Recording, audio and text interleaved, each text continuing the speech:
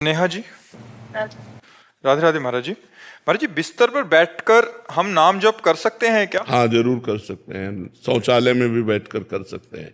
अपवित्र पवित्रो वा सर्वावस्थांगतोपि वह या स्मरेत पुंडरीकाक्षम सवायाभ्यंतर शुचि। वो वाय और अभ्यंतर से परम पवित्र रहता है जो भगवान का नाम जप करता है। गुरु मंत्र नहीं जप सकते।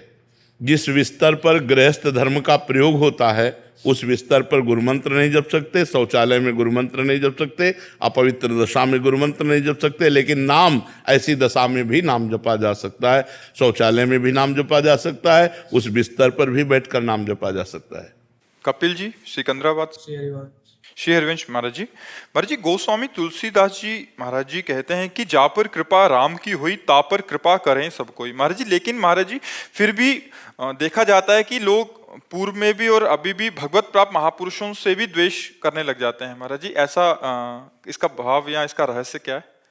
देखो, द्वेष करना भी कृपा है हमारे लिए। आपकी दृष्टि में ऐसा लग सकता है कि अकृपा है। वो व्यक्ति उस भागवतिक पुरुष के ऊपर अकृपा कर रहा है जो द्वेष कर रहा है, लेकिन भागवतिक दृष्टि से देखो तो कृपा कर रहा है। वो द्वेष करके जब प्रतिकूलता और अपमान करेगा तो उसको अपनी स्थिति का अनुभव होता है। जब हृदय शांत और निर्विकार होता है तो वो उसकी स्थिति का अनुभव कराने में, स्थिति को परिपक्व करने में सहयोगी हुआ तो कृपा हुई कि नहीं?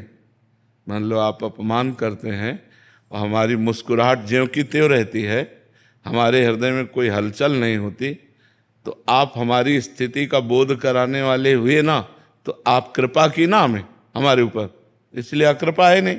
सब पर भगवान की जो कृपा है वो सब तरह से आती है।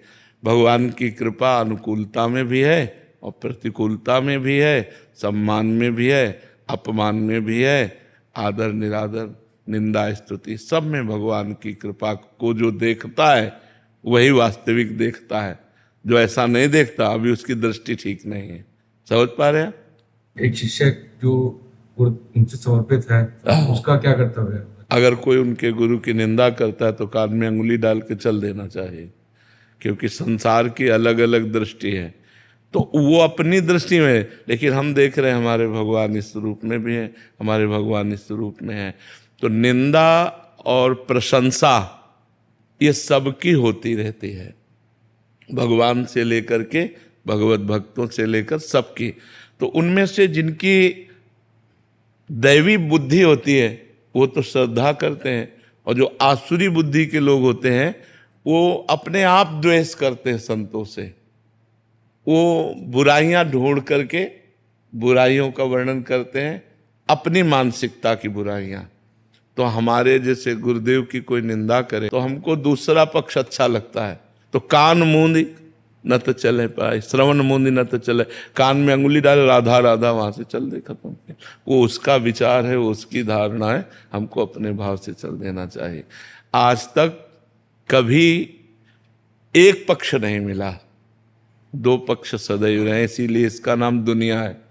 भगवान श्री कृष्ण को भीष्मादि महापुरुष परब्रह्म परमात्म तत्व देखते थे, और दुर्योधन, वही दुर्योधन भगवान की निंदा करता था, भगवान को बंदी बनाने की सोचा, क्या क्या नहीं भगवान के प्रति उसने भाव किया। तो जैसी बुद्धि होती है दैवी या आसुरी, वैसे ही हमारा दर्शन होता है। जो आसुरी पुरुष आसुरी वृत्ति के हैं वे संतों का अपमान करेंगे, वे निंदा करेंगे, अवहेलना करेंगे।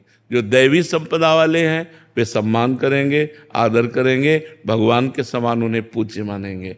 तो हमको जानना है कि आसुरी वृत्ति का है, ऐसा मानकर छोड़ देते हैं। जैसे पागल आदमी गाली दे तो हम उस पर ध्यान नहीं देते, ऐसे ही कोई गुरु की निंदा करे, संत की निंदा करे, हम उसकी बातों पर ध्यान नहीं देते, चल देते हैं।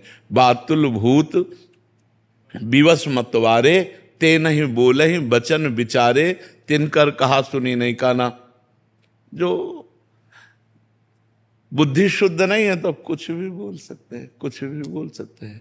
तो इसलिए हमको उनकी बातें नहीं सुननी चाहिए, वहां से चल देना चाहिए, न क्रोध करना चाहिए, न जवाब देना चाहिए। उत्तम बातें हैं। का बहुत सारे चरित्र आपके श्रीमुख से सुने हैं, तो भक्तों के चरित्र में बहुत बड़ी बड़ी प्रतिकूलताएं आती हैं, एक अन्य सामान्य जीव से बहुत बड़े स्तर की। तुलसीदास जी महाराज जी हों, मीरा जी महाराज हों, नामदेव जी, सुखुबाई, मतलब वो एक वैसे सच्ची बात समझो, ये प्रतिकूलता करने वाले डंडे हैं और इनके ऊपर फहराता है भक्तों का झंडा। अगर प्रतिकूलता ना हो तो इतनी ख्याति संतों की ना हो। संतों की ख्याति ही होती प्रतिकूलता से। अगर मीरा जी को उनका देवर इतनी प्रतिकूलता न देता तो मीरा जी की महिमा प्रकाशित नहीं होती। हिरण्यकश्यप प्रहलाद जी को इतना कष्ट न देता तो महान भक्तराज प्रहलाद की इतनी महिमा प्रकाशित ना होती। तो थोड़ी देर के लिए हमें दिखाई देता है कि ये भक्त को नीचा दिखा रहे हैं, लेकिन सही बात मानो तो भक्त को ऊंचा फहराने वाले वही लोग होते हैं जो उनकी कड़ी निंदा करते हैं, उनका कड़ा विरोध करते हैं, वही प्रकाशित कर देते हैं। ये भी भगवत प्रेरित होते हैं। नहीं तो किसकी सामर्थ्य है सीम की चाप सके को तासु, बड़ रखवार रमापति जासु। भगवान के दास का कोई बाल बांका भी कर सके, किसकी ताकत है? एक तरफ भगवान भक्त की रक्षा का कवच बनते हैं और दूसरी तरफ दुष्ट को पावर देते हैं कि गाली दो, निंदा करो, उन्हीं का बल है। नहीं तो किसकी सामर्थ्य है? वैष्णव अपराध, भक्त अपराध, संत अपराध, साधु अवज्ञा, तुरंत भवानी कर कल्याण अखिल के हानि, उसी समय उसका नाश हो जाए। लेकिन भगवान उसको बल देते हैं, क्यों? भक्ति की महिमा प्रकाशित करने के लिए, कि मेरे भक्त में इतनी सामर्थ्य होती है। ये तभी समझ में आता है जब कोई विरोधी विरोध करता है। फिर उसके ही अंत में देखा जाता है कि महाराज जी जो विरोध कर रहा है वो उसका भी पतन हो जाता है महाराज जी। हाँ, क्योंकि विरोध करने से मतलब थोड़ा लंबा समय लगता है। हाँ, नाश तो बिल्कुल बिल्कुल सर। वो तो वैष्णव निंदा या वैष्णव अपराध वज्र की लीक है, उसे भोगना पड़ेगा। वो किसी प्रायश्चित से नष्ट नहीं होता, उसे अवश्य में भोक्तव्यम कृतम कर्म शुभाशुभम, ये बिल्कुल भोगना पड़ता है। इसलिए बहुत सावधान रहे। संतों को पहचानना बहुत कठिन है। संतों के कई परिवेश होते हैं, बताया नहीं। जैसे एक संत हैं जो नंगे घूम रहे हैं, श्री सुखदेव जी, और एक संत है जो राजा बने बैठे हुए हैं, जनक जी। एक संत हैं जो केवल दुर्वांकुर दूर का रस पीते हैं, दुर्वासा जी। और एक संत है अम्बरीश जी, चक्रवर्ती सम्राट है। दुर्वासा जी को भी भ्रम हो गया कि अम्बरीश ऐसा कैसे हो सकता है। और सुदर्शन चक्र हर समय अम्बरीश जी की सुरक्षा मिला। संत वेश से नहीं मतलब नहीं, संत स्थिति कहते हैं। वेश मात्र में तो भुलावा भी हो सकता है, छलावा भी हो सकता है, लेकिन संत स्थिति होती है। अगर हो, बिल्कुल बिल्कुल वो पैंट शर्ट में भी है और स्थिति है तो वो संत है। देखो विभीषण जी राजमंत्री हैं और रावण के भाई हैं, और भगवान के जब सामने आए तो कहा तुम सरीखे संत प्रिय मोरे, धरो देह नहीं आन निहोरे। आप जैसे संतों के लिए मैं शरीर धारण करता हूँ, भगवान ने विभीषण जी को कहा। तो वहाँ विभीषण जी का कोई लाल पीला वेश नहीं था, वो अपने राजमंत्री स्वरूप से थे, लेकिन हृदय संत है। इसलिए भगवान ने कहा तुम सारी के संत प्रिय मोरे। प्रमाणित कर दिया भगवान शिव ने कि विभीषण जी संत हैं। जब लात मारा रावण ने और उन्होंने कहा तुम पितु सरस भले मोहि मारा, राम भजे हितनाथ तुम्हारा, तो भगवान कैलाशपति बोल उठे उमा संत कई यही बढ़ाई, करत मंद जो करे। उमा ये संत है विभीषण, यही संत की महिमा है कि वो मंद कर रहा है, वो उसकी भलाई कर रहा है।